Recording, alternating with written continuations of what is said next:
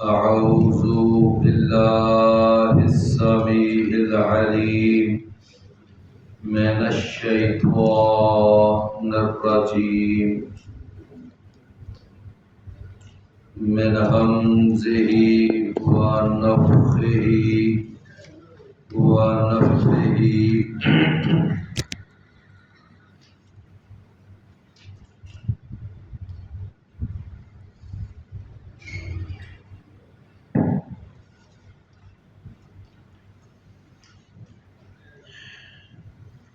قل يا عبادي الذين أسرفوا على أنفسهم لا تقنطوا من رحمة الله إن الله يغفر الذنوب جميعا إنه هو الغفور الرحيم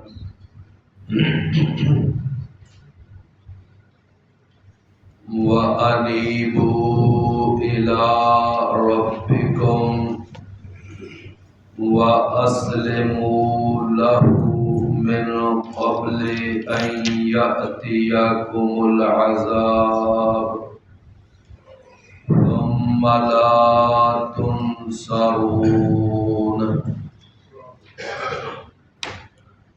واتبعوا أحسن ما أنزل إليكم من ربكم من قبل أن يأتيكم العذاب بغتة وأنتم لا تشعرون أن تقول نفس يا حسرة على ما فرطت في جنب الله وإن كنت لمن الساخرين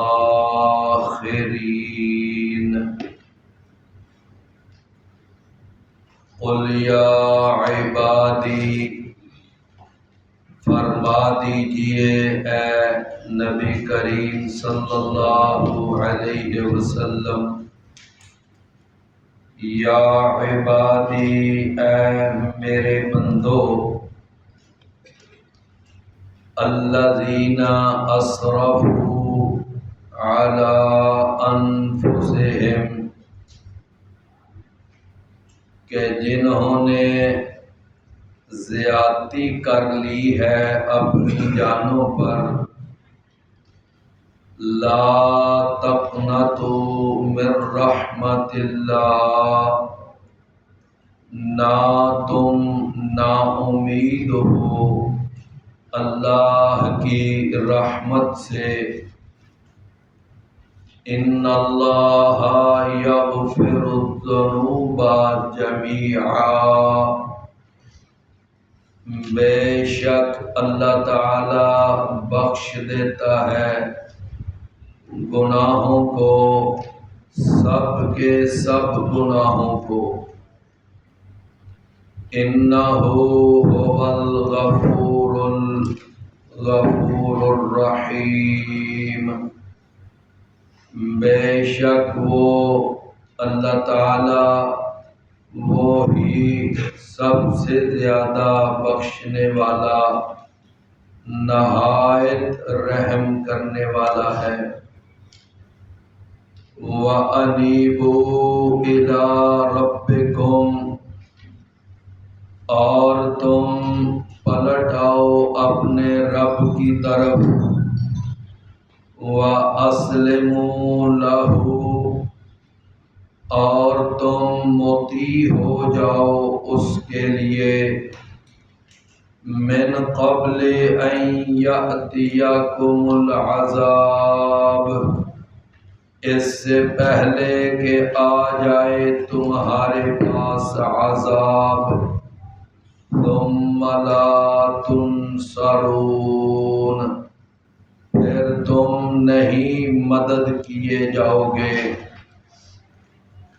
وَاتَّبِعُوا اور تم اتباع کرو، پیروی کرو، احسن اس سب سے اچھی چیز کی، ما انزل الیکم جو تمہاری طرف نازل کی گئی ہے، من ربکم تمہارے رب کی طرف سے، من قبل ان یأتیکم العذاب بغتۃ اس سے پہلے کہ آ جائے تمہارے پاس عذاب اچانک، وَأَنْتُمْ لَا تَشْعُرُونَ اور تمہیں شعور بھی نہ ہو۔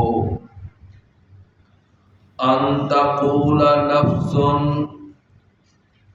کہ کہنے لگے کوئی جان، یا حسرتا ہائے میری بدبختی، علی ما فرطت اس پر جو میں کوتاہی کرتا رہا، فی جنب اللہ اللہ کی جناب میں، وَإِن كُنتُ لَمِنَ السَّاخِرِينَ اور بے شک میں یقیناً مذاق اڑانے والوں میں سے تھا۔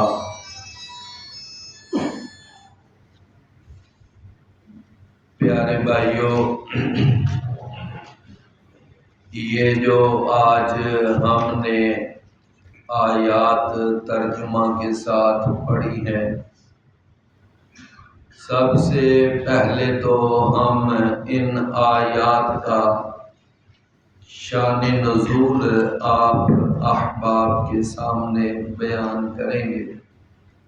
شان نزول کا معنی یہ ہوتا ہے کہ وہ کیا صورتحال تھی،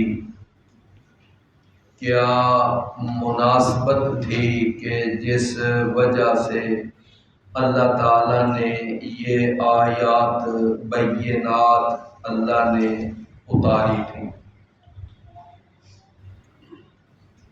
اس حوالے سے سیدنا عبداللہ بن عباس رضی اللہ عنہ جو ترجمان القرآن کے نام سے اور حبر هذه الامہ اس امت کے عظیم عالم کے نام سے وہ کتب تفاسیر میں وہ جانے پہچانے جاتے ہیں کہ وہ قرآن کے ترجمان بھی تھے، اس کے مفسر بھی تھے اور امت کے عظیم عالم تھے،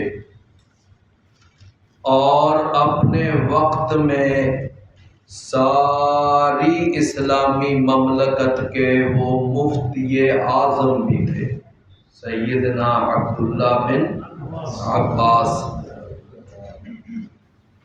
رضی اللہ عنہما وہ بیان کرتے ہیں کہ نبی مکرم رسول معظم سید ولد آدم شاہ امم جناب محمد الرسول اللہ صلی اللہ علیہ وسلم کے پاس کچھ مشرکین آئے اور انہوں نے آ کر نبی کریم صلی اللہ علیہ وسلم کے سامنے اپنا ایک مدعا بیان کیا۔ وہ کہنے لگے کہ اے محمد صلی اللہ علیہ وسلم، ہم نے اس پہ بڑا غور کیا ہے اور ہم اس نتیجے پر پہنچے ہیں کہ آپ کا جو پیغام ہے، آپ کی جو دعوت ہے، یہ بالکل برحق ہے۔ آپ جو ہمیں اللہ کا پیغام سناتے ہیں یہ بالکل 100% برحق ہے، لیکن ہمیں جو تحفظات یعنی درپیش ہیں وہ یہ ہے کہ جب ہم آپ کے مد مقابل تھے تو اس وقت نمبر 1 ہم نے بڑا شرک کیا، اللہ کے سوا ہم نے کئی آستانے، کئی گدیاں، کئی درگاہیں، کئی حاجت روائی، مشکل کشائی کے اڈے ہم نے بنائے ہوئے تھے، اور وہاں پر جا کر ہم ان سے مدد مانگتے تھے، ان کے نام کی نظر و نیاز دیتے تھے، اور یہ سارا وہ ہمارا شرک جو تھا وہ پورے عروج پر تھا۔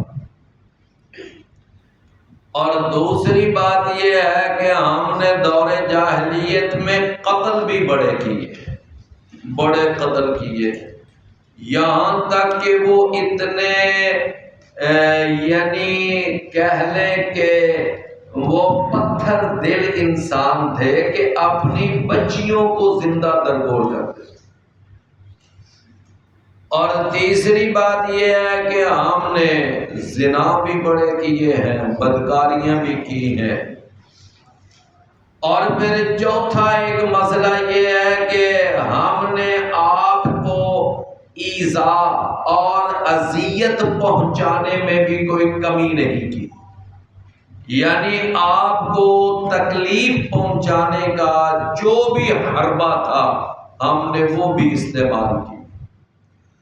اب اتنے بڑے بڑے ہم پاپی ہیں اور اتنے بڑے بڑے گناہگار ہیں، تو مسئلہ یہ ہے کہ اگر ہم اسلام قبول کر بھی لیں، کلمہ پڑھ بھی لیں، لیکن اللہ تعالی ہمارے ان بڑے بڑے گناہوں کو معاف ہی نہ کرے تو پھر اسلام قبول کرنے کا کیا فائدہ ہو؟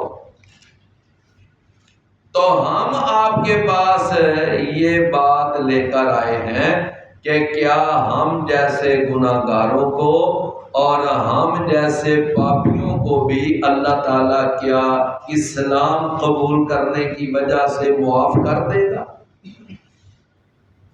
سیدنا عمر بن عاص رضی اللہ عنہ، ان کا میں نے کئی دفعہ آپ کو اس کلاس میں واقعہ سنایا ہے کہ جنہوں نے نبی صلی اللہ علیہ وسلم کے سامنے پہلے ہاتھ آگے کیا بیعت کرنے کے لیے اور پھر ہاتھ پیچھے کھینچ لیے۔ اللہ کے نبی نے پوچھا کہ کیا بات ہے اے عمر، کیا ارادہ بدل گیا ہے؟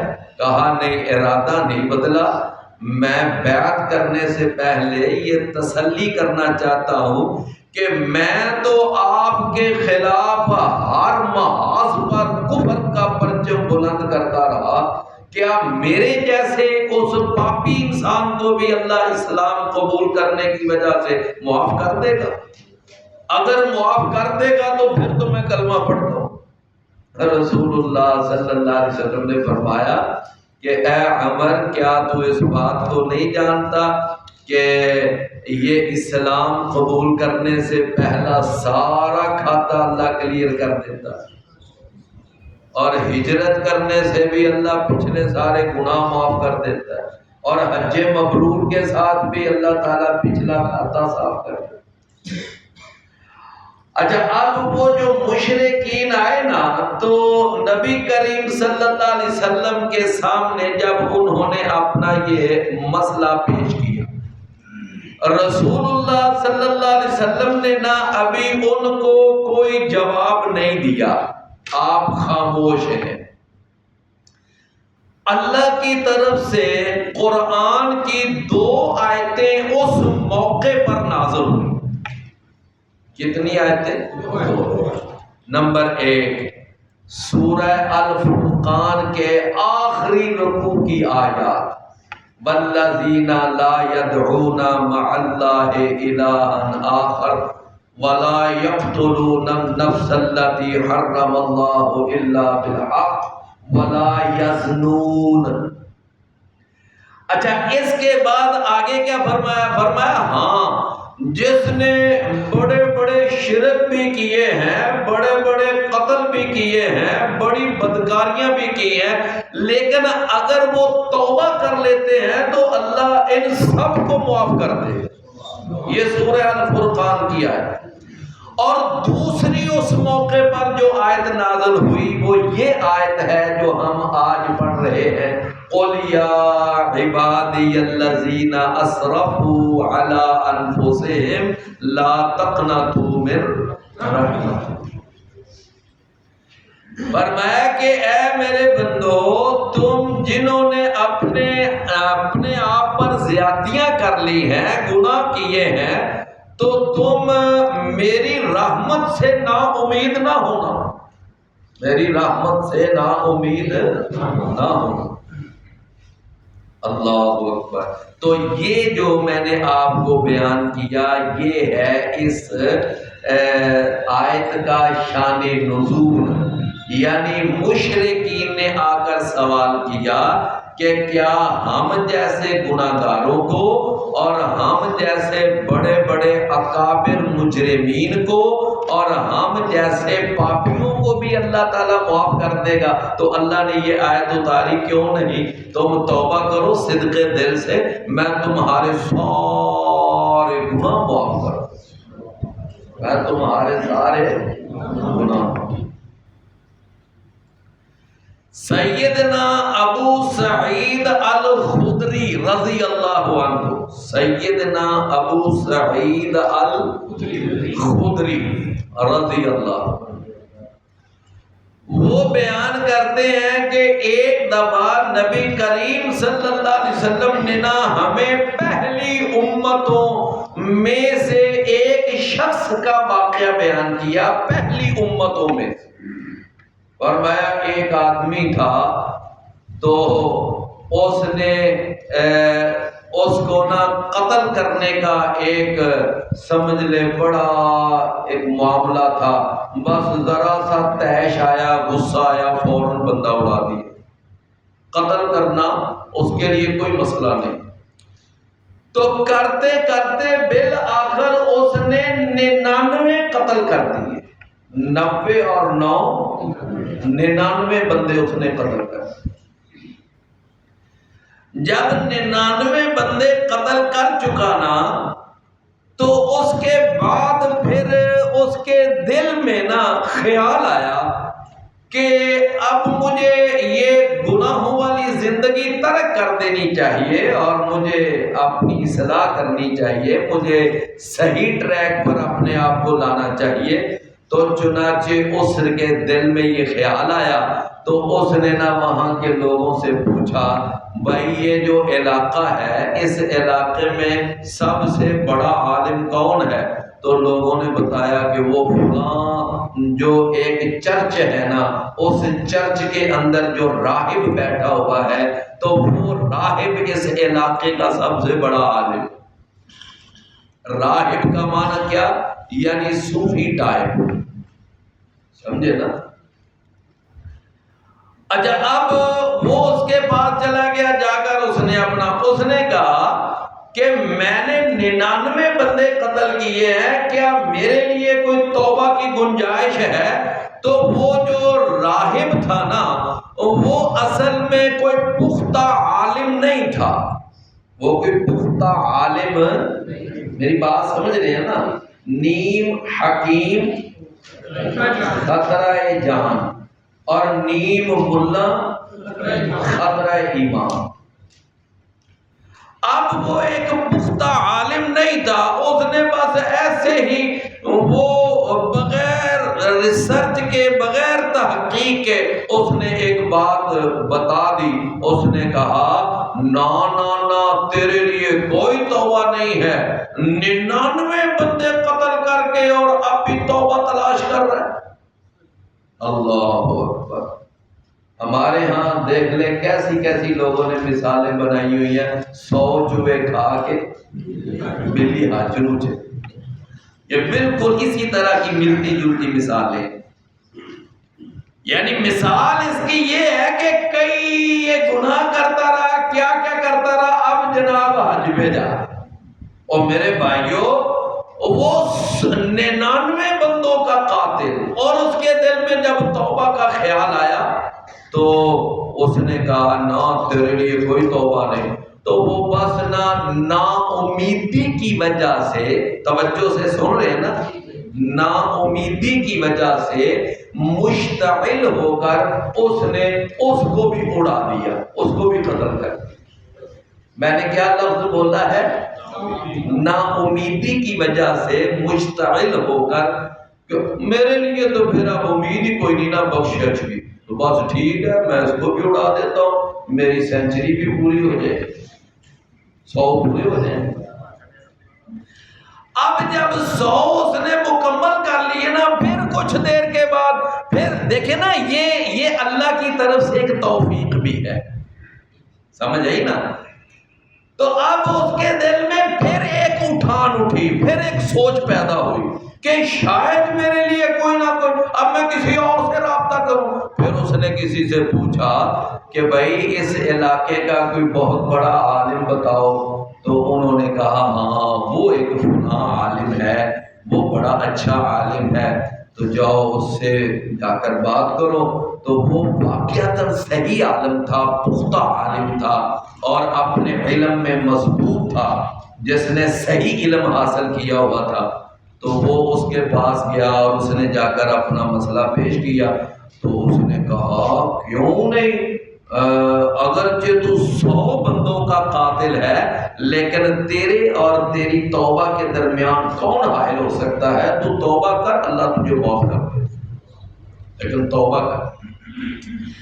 اچھا لیکن دیکھیں نا کہ ایک ہوتا ہے کہ ایک حکیم وہ صرف نبض چیک کرتا ہے اور پھر دوائی دے دیتا ہے، بس جاؤ جی، اور ایک ہے کہ وہ اس کے لیے کوئی پرہیز بھی بتاتا ہے، کوئی خوراک بھی بتاتا ہے، اس کے لیے کوئی مشورہ بھی دیتا ہے۔ وہ جو عالم تھا نا، اس نے کہا کہ تو توبہ تو کرے گا، لیکن تیری توبہ اس وقت تک وہ کارگر ثابت نہیں ہوگی جب تک تو یہ علاقہ نہیں چھوڑے، جب تک تو یہ علاقہ نہیں چھوڑے۔ اس لیے کہ اس علاقے کے اندر نا تجھے ایک عادت پڑی ہوئی ہے، تو جب تو یہ علاقہ چھوڑے گا نا تو پھر تو اس اپنی گندی زندگی سے باز آئے گا، لہذا یہ علاقہ چھوڑ کر تو فلاں ایک علاقے میں چلا جا، وہاں اچھے لوگ رہتے ہیں، اچھی سوسائٹی تجھے ملے گی، اور وہاں علماء کی صحبت ملے گی، اللہ کے نیک بندوں کا ساتھ ملے گا۔ تو وہ کیا کہتے ہیں؟ صحبت سوالے ترا سوالے کنن و صحبت تالے تھوڑا تالے کنن۔ نیک انسان کی صحبت انسان کو نیک بنا دیتی ہے، اور برے انسان کی صحبت انسان کو برا بنا دیتی ہے۔ وہ کہا تھا نا وہ شیخ سعدی نے کہ میں نے ایک مٹی کو دیکھا تو اس میں خوشبو آ رہی، میں نے اس سے پوچھا تیرے اندر خوشبو کیسے آ گئی؟ تو اس نے کہا میں کچھ عرصہ پھولوں میں رہی ہوں، اس لیے میرے اندر سے خوشبو آ رہی۔ بات سمجھ میں، مطلب ایک مثال دی ہے نا۔ تو میرے بھائیوں، نیک انسان کی صحبت انسان کو کیا بنا دیتی ہے؟ نیک بنا۔ تو اس عالم نے کہا یہ علاقہ چھوڑ کر جا، اب وہ چلا گیا، اس نے کہا اس نے بات اچھی کہی، اس نے بات واقعتاً، تو وہ علاقہ چھوڑ کر اب جا رہا ہے۔ لو دیکھو جا رہا ہے، جاتے جاتے جاتے جب اس نے یعنی ابھی راستہ آدھا مکمل طے نہیں کیا تھا، توجہ ہے نا، ابھی راستہ آدھا طے نہیں کیا تھا، ابھی تھوڑا سا پیچھے ہی تھا، نصف راستے سے ابھی پیچھے تھا۔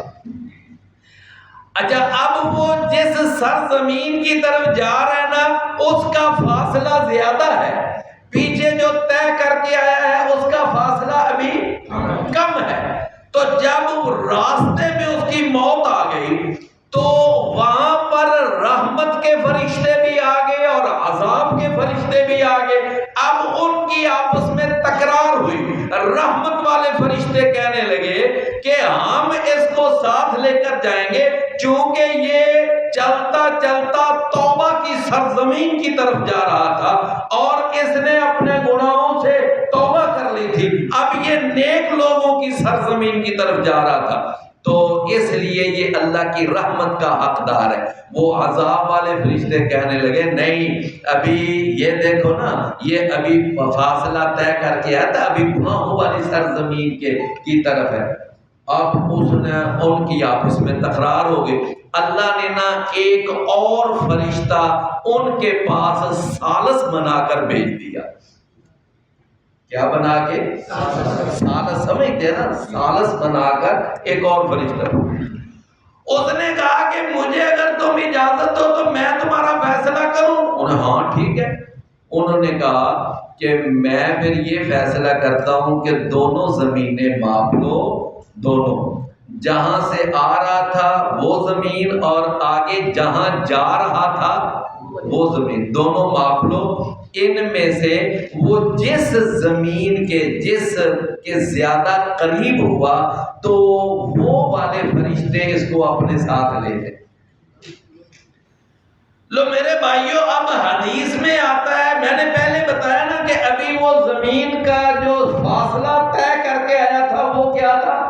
کم تھا، آگے فاصلہ زیادہ، لیکن اللہ تعالیٰ نے نا اس زمین کو جب وہ ماپنے لگے نا تو اللہ نے وہ اگلی زمین کو حکم دیا تو سکڑ جا، اور پچھلی زمین کو حکم دیا تو پھیل جا۔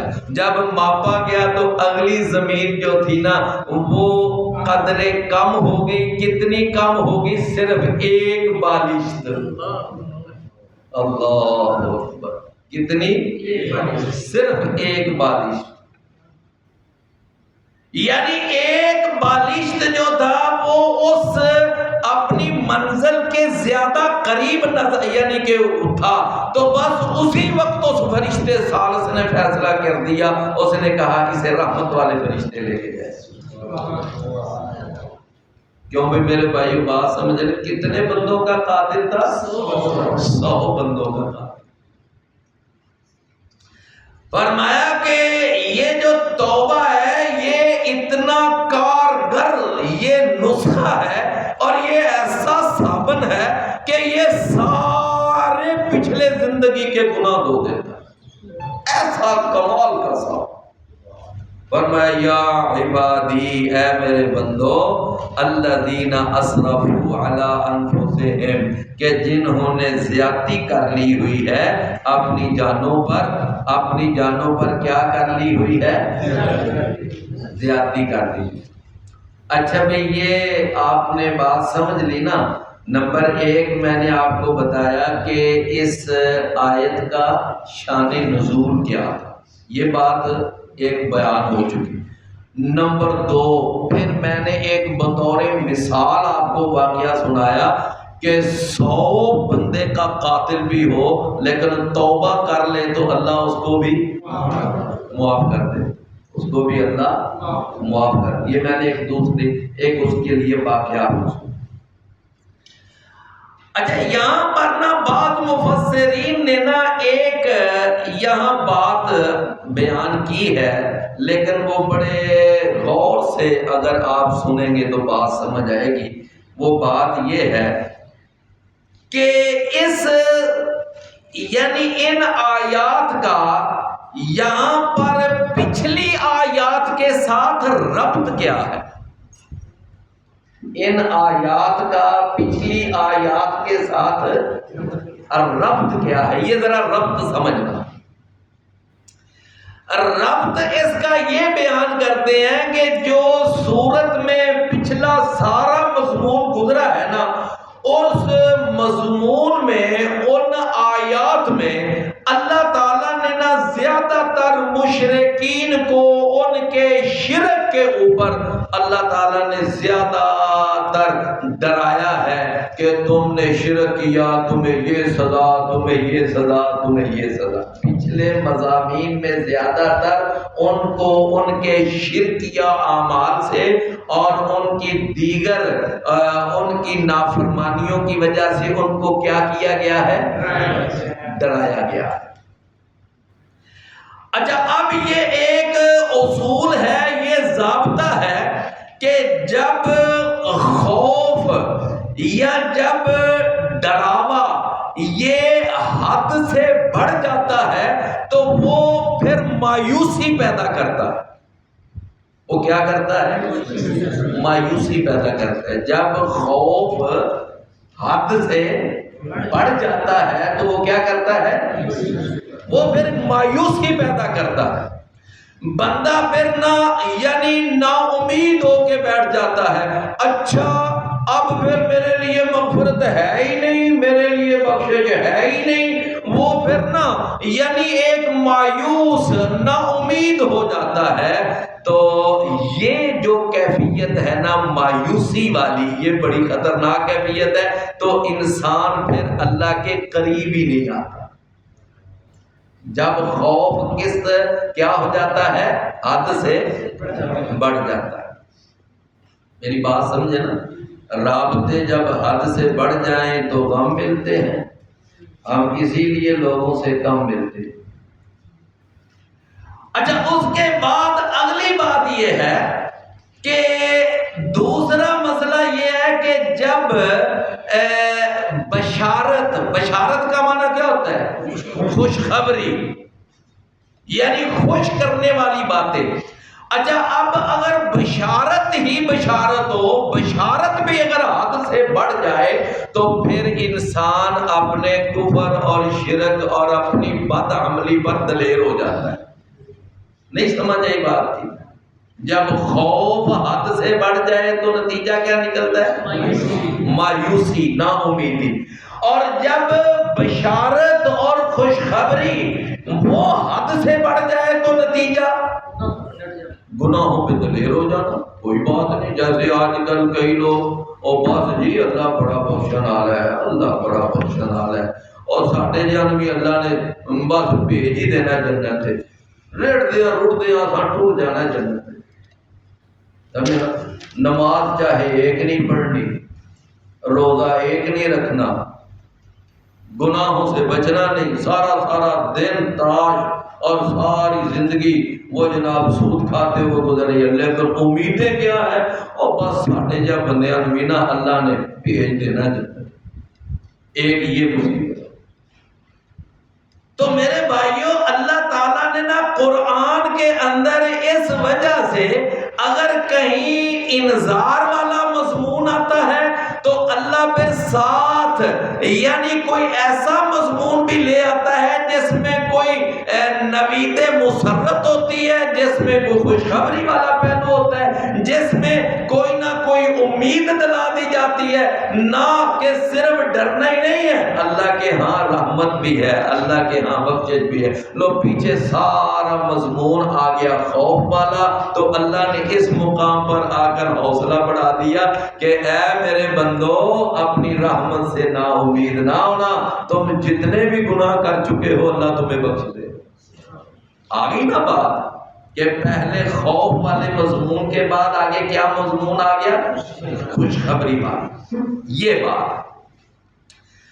اور قرآن مجید کے اندر یہ پہلو اللہ نے ایک جگہ نہیں کئی جگہ پر دیکھیے، اللہ تعالیٰ نے سورہ الحج اور اس کی آیت نمبر ہے 49 اور 50، وہاں پر دونوں پہلو ایک ہی جگہ پر اللہ نے اکٹھے کیے۔ کیسے؟ فرمایا وَنَبِّ عِبَادِي، اے میرے نبی آپ میرے بندوں کو خوشخبری سنا دو، یہ خبر دے دو۔ کیا خبر دے دو؟ فرمایا وَنَبِّ عِبَادِي أَنِّي أَنَا الْغَفُورُ الرَّحِيمُ، کہ بے شک میں بڑا ہی بخشنے والا ہوں۔ اور آگے کیا فرمایا؟ وَأَنَّ عَذَابِي عَذَابٌ شَدِيدٌ۔ کوئی بات سمجھ آئی ہے؟ دیکھو ایک ہی آیت ہے، پہلے کیا کہا کہ نبّ عبادی انی انا الغفور رحیم. اور آگے کیا فرمایا؟ آگے فرمایا وَأَنَّ عَذَابِي عَذَابٌ شَدِيدٌ. سمجھے نا کہ میں بخشنے والا ہوں تو بڑا ہی بخشنے والا ہوں، لیکن یاد رکھو میرا عذاب بھی بڑا سخت ہے. یہ دونوں پہلو اپنے سامنے رکھو، اللہ کی رحمت والا پہلو بھی سامنے رکھو اور اللہ کے عذاب والا پہلو بھی. اللہ اکبر. بات آپ سمجھ رہے ہیں نا؟ مسلمانوں کے عظیم خلیفہ اور مسلمانوں کے خلیفہ ثانی، عظیم جرنیل اور کافروں کے ہوش اڑا دینے والی شخصیت، اور جن کا نام سن کر بڑے بڑے قیصر و کسریٰ وہ اپنے تختوں پہ بیٹھے بیٹھے کانپ جایا کرتے تھے، اور وہ شخصیت کے جن کو آتا ہوا دیکھ کر شیطان وہ گلی وہ راستہ چھوڑ کر بھاگ جاتا تھا، آگے وہ شخصیت آ گئی جناب سیدنا عمر بن خطاب رضی اللہ عنہ. سیدنا عمر بن خطاب مراد رسول، مراد مصطفیٰ، جن کو رسول اللہ صلی اللہ علیہ وسلم نے اللہ سے مانگا تھا. کہتے ہیں سارے صحابہ مرید مصطفیٰ تھے لیکن عمر مراد مصطفیٰ. اور یہ عمر بن خطاب کے جو علی بن ابی طالب کے داماد ہیں، اصول کافی اس کتاب کے اندر باقاعدہ حوالہ موجود ہے کہ علی بن ابی طالب نے اپنی بیٹی جو سیدنا حسن اور سیدنا حسین ان کی سگی بہن تھی، یعنی ماں کی طرف سے بھی باپ کی طرف سے بھی، اپنی اس بیٹی سیدہ ام کلثوم کا نکاح عمر بن خطاب سے. عمر بن خطاب رضی اللہ عنہ میرے بھائیوں، جن کا آج یکم محرم یوم شہادت ہے. آج یکم محرم ہے نا، یکم محرم ان کا کیا ہے؟ یوم شہادت. لوگوں نے تو محرم کو حسین کے نام لگایا ہوا ہے نا، سیدنا حسین. بس محرم اور حسین، حسین اور محرم، سمجھے نا؟ پیارے بھائیوں، پہلی بات تو یہ ہے کہ کسی مہینے کی کوئی فضیلت کسی شخصیت کی وجہ سے نہیں، سمجھے نا؟ اگر کسی شخصیت کی وجہ سے یعنی کسی مہینے کی فضیلت ہونی ہوتی تو جناب سیدنا حسین تو 10 محرم کو شہید ہوئے، اور یہ عمر بن خطاب یکم محرم کو شہید ہوئے، اور پھر مقام اور مرتبہ جناب عمر بن خطاب رضی اللہ عنہ کا وہ ابو بکر رضی اللہ عنہ کے بعد ساری امت سے زیادہ. ان کا جو مقام ہے، جو مرتبہ ہے، وہ جناب سیدنا عثمان کا بھی نہیں ہے اور وہ جناب سیدنا علی کا بھی نہیں ہے، اور کسی کا وہ مقام اور مرتبہ نہیں جو عمر بن خطاب. اگر اس امت میں ان سے زیادہ کوئی مرتبے والی شخصیت ہے تو وہ کون ہے؟ ابو بکر صدیق. اللہ اکبر. تو میرے بھائیوں، یہ جو عمر بن خطاب ہیں رضی اللہ عنہ، 26 ذوالحجہ، 26 ذوالحجہ ان کو مسجد نبوی کے اندر جماعت کرواتے ہوئے ابو لولو فیروز اس ظالم کافر درندے نے ان کو یعنی کہ خنجر مارے، نماز پڑھا رہے تھے، اور پھر اس نے نا یعنی عمر بن خطاب ان کو 6 اس نے خنجروں کے وار کیے. 6 خنجروں کہاں وار کیے؟ پیٹ میں وار کیے.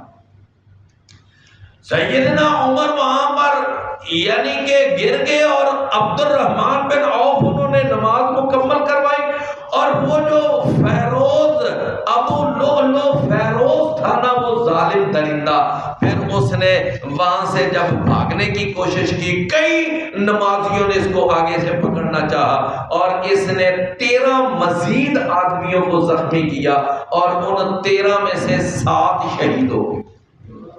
ان 13 میں سے 7 شہید ہو گئے. پھر ایک آدمی کے ذہن میں ایک ترکیب آئی، اس نے کہا یہ تو جس کو بھی جو بھی سامنے آتا ہے یہ اس کو یعنی کہ خنجر مار دیتا ہے، زخمی کر دیتا ہے۔ اس کے پاس ایک بڑا کوٹ تھا، اس نے وہ کوٹ اس کے اوپر ایسے پھینکا، بس پھینک دی، پھر اس کو جا کر قابو کر لیا۔ جب قابو کیا اور اس کو سمجھ آ گئی نا کہ اب میں نے مر جانا، اب میں ان کے ہاتھ آ گیا ہوں، میرے پاس اب کوئی چارہ نہیں، اس نے وہی خنجر اپنے پیٹ میں گھونپ دیا اور خودکشی کر لی۔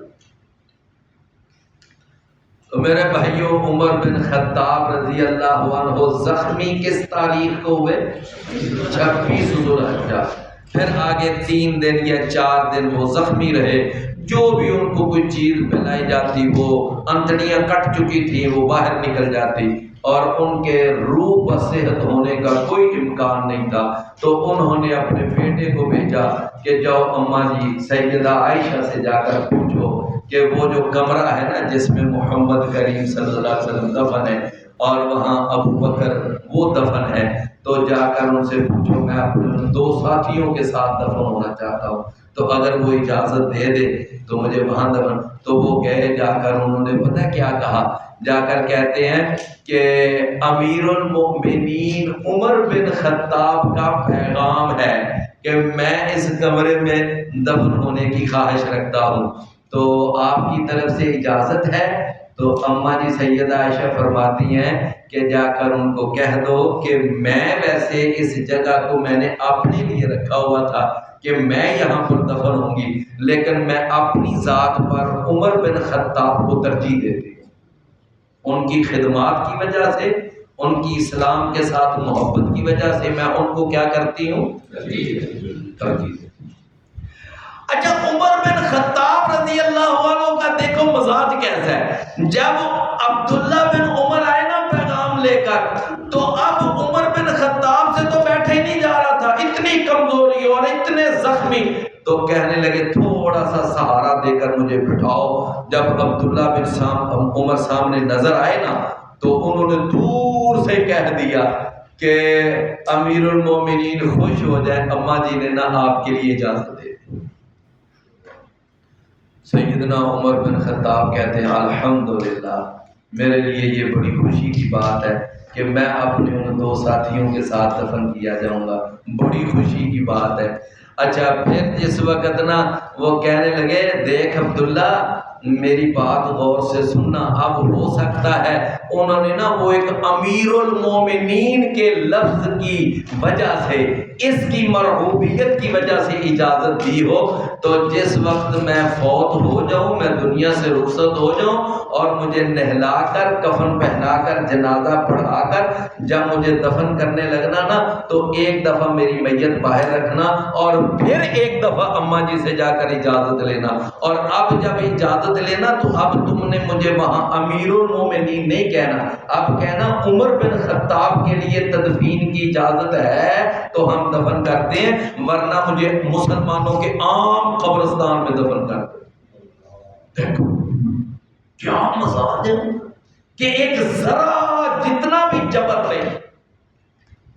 جب وہاں پر گئے اور میت باہر رکھی گئی تو سیدنا عبداللہ بن عباس کہتے ہیں کہ میں نے نا پیچھے دیکھا تو ایک بندے نے نا میری ایسے ٹھوڑی کے اوپر، میرے کندھے پر اپنی ٹھوڑی رکھی ہوئی ہے، ٹھوڑی سمجھے نا یہ جو سمجھے نا، تو یہ ٹھوڑی میرے کندھے پہ رکھی ہوئی ہے، تو وہ کہہ رہا ہے کہ میں پہلے ہی یہ کہا کرتا تھا کہ اس کمرے میں عمر ہی دفن ہوں گے، کیوں؟ اس لیے کہ میں نے محمد کریم صلی اللہ علیہ وسلم سے اکثر یہ جملہ سنا تھا، آپ فرماتے تھے ذهبت انا و ابو بکر و عمر، دخلت انا و ابو بکر و عمر، اتیت انا و ابو بکر و عمر، کہ میں گیا اور ابو بکر گیا اور عمر گیا، میں داخل ہوا ابو بکر داخل ہوا اور عمر داخل ہوا، میں آیا ابو بکر آیا اور عمر آیا۔ یعنی رسول اللہ صلی اللہ علیہ وسلم اپنے اکثر جملوں میں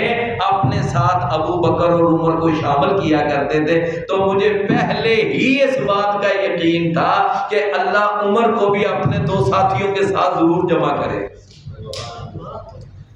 عبداللہ بن عباس کہتے ہیں کہ میں نے جب ایسے پیچھے مڑ کے دیکھا نا کہ یہ بندہ کون ہے یہ جو بات کر رہا ہے، تھوڑی رکھی ہوئی تھی نا، تو کہتے ہیں میں نے مڑ کر دیکھا تو وہ علی بن ابی طالب تھے۔ لوگوں نے یہاں دشمنی کی داستانیں مشہور کر رکھی ہیں کہ جی عمر بن خطاب نے جناب دروازہ توڑا اور یہ کیا اور آگ لگا دی، اور سیدہ فاطمہ وہ جناب اس وقت حمل کی حالت میں تھی اور ان کا حمل ضائع کر دیا اور یہ کر دیا۔ ساری بکواس، یہ ساری بکواس۔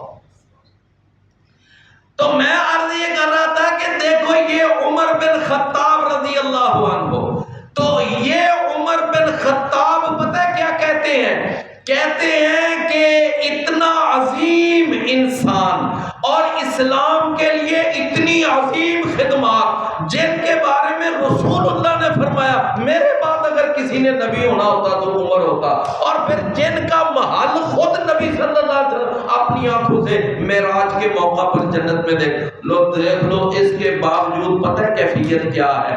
سیدنا عمر کہتے ہیں کہ اگر اللہ یہ کہہ دیتا کہ جنت میں نہ صرف ایک شخص نے جانا ہے، تو عمر کہتے ہیں میں نے پھر بھی امید لگا لینی تھی، ہو سکتا ہے وہ شخص میں ہی ہوں، ہو سکتا ہے وہ شخص۔ اور اگر اللہ یہ کہہ دیتا نا کہ صرف ایک شخص نے جہنم میں جانا ہے، میں نے پھر بھی ڈرنا تھا کہ کہیں وہ ایک شخص میں ہی نہ ہوں۔ یعنی خوف بھی کس طرح کا اور امید بھی کس طرح، اور یہ خوف اور امید ان دونوں کا نام ایمان ہے۔ یدعون ربہم خوفا و طمعا، یہ جو دو ہے نا خوف اور طمع، یہ جو خوف اور امید ہے، یہ دو ایسے پر ہیں کہ جو عبادت کو پر لگاتے ہیں اور یہ انسان کو اڑاتے اڑاتے جنت میں لے جاتے ہیں۔ تو رسول اللہ صلی اللہ علیہ وسلم نے فرمایا کہ یہ میری بات آپ سمجھے نا کہ قرآن میں اس لیے جہاں پہلے خوف آتا ہے آگے امید آ جاتی ہے، جہاں پہلے امید آتی ہے تو آگے خوف۔ یا عبادی الذین اسرفوا، اے میرے بندو جنہوں نے زیادتی کی ہے اپنی جانوں پر، لا تقنطوا من رحمت اللہ، تم اللہ کی رحمت سے نا امید نہ ہونا۔ ان اللہ یغفر الذنوب جميعا، بے شک اللہ تعالیٰ سارے ہی گناہوں کو بخش دیتا ہے توبہ کے ساتھ۔ فرمایا انہ هو الغفور الرحیم، بے شک وہ اللہ بڑا ہی بخشنے والا نہایت۔ وَأَنِيبُوا إِلَىٰ رَبِّكُمْ، اور تم پلٹ آؤ اپنے رب کی طرف، جتنے بھی گناہ کیے ہیں، جتنے بھی پاپ کیے ہیں، بالآخر اپنے رب کی طرف پلٹ آؤ۔ وَأَسْلِمُوا لَهُ، اور پلٹنے کے بعد اگلا کام کیا ہے کہ اللہ کے سامنے سرنڈر ہو جاؤ، مطیع ہو جاؤ۔ ابراہیم علیہ السلام کو اللہ نے یہ کہا تھا نا اسلم، قال اسلمت لرب العالمین واسلموا له، اور اس کے لیے مطیع ہو جاؤ۔ من قبل ان یاتیکم العذاب، اس سے پہلے کہ تمہارے پاس اللہ کا عذاب آ جائے۔ ثم لا تنصرون، جب پھر وہ اللہ کا عذاب آ گیا تو پھر تم مدد کسی حاجت روا نے، کسی مشکل کشا نے، کسی داتے اور گنج بخش نے تمہاری مدد کے لیے نہیں پہنچے۔ فرمایا وَاتَّبِعُوا أَحْسَنَ مَا أُنزِلَ إِلَيْكُمْ، اور پھر تیسرا کام یہ کرو کہ پیروی کرو اس سب سے اچھی چیز کی۔ کون سی سب سے اچھی چیز؟ ما انزل الیکم، جو تمہاری طرف، اچھا کیا نازل کیا گیا ہے ہماری طرف؟ یا قرآن یا حدیث، یعنی قرآن اور حدیث کی پیروی کرو۔ فرمایا من قبل ان یاتیکم العذاب، اس سے پہلے کہ تمہارے پاس عذاب آ جائے، بغتۃ، اچانک، وانتم لا تشعرون، اور تمہیں اس کا شعور ہی نہ ہو، پتہ ہی نہ ہو۔ ان تقول نفس، جب اللہ کا عذاب آ جائے اور پھر کوئی جان یہ کہے کہ یا حسرتا، ہائے میری بدبختی، علی ما فرطت فی جنب اللہ، اس پر کہ جو میں اللہ کی جناب میں کوتاہیاں کرتا رہا۔ فرمایا وَإِن كُنتُ لَمِنَ السَّاخِرِينَ، اور بے شک میں، یہاں ان کا معنی اگر نہیں کرنا، یہاں ان کا معنی اگر نہیں ہے، اس کا معنی کیا ہے؟ بے شک۔ اس لیے یہ اصل میں انا تھا، یہ اصل میں کیا تھا؟ انا۔ یہ انا کو ان بنایا گیا ہے، تو ہم نے اس کا معنی انا والا کرنا ہے۔ انا کا معنی کیا ہوتا ہے؟ بے شک۔ فرمایا اور بے شک کن تو میں تھا لمن الساخرین، یقیناً مذاق اڑانے والوں میں سے۔ اللہ عمل کی توفیق بھائیو، ایک دو ذرا بیٹھیے گا۔ جب خوف اپنی حد سے بڑھ جائے تو اس کا کیا نتیجہ نکلتا ہے؟ کوئی بھائی بتائے گا؟